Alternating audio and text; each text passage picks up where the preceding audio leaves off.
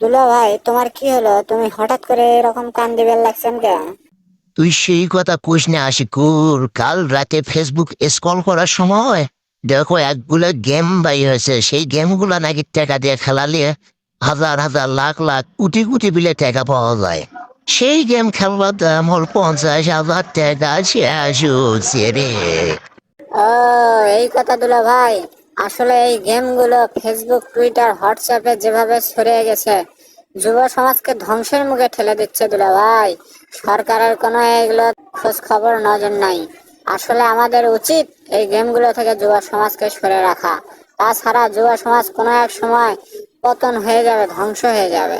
এই যে ভাইয়েরা, হক গলেই শোনেন, আপনাদের ছেলে মেয়েরা কি করছে ফোনে, সেগুলো অবশ্যই নজরদারি রাখবেন। নিজে ভালো থাকুন এবং অন্যকে ভালো রাখুন।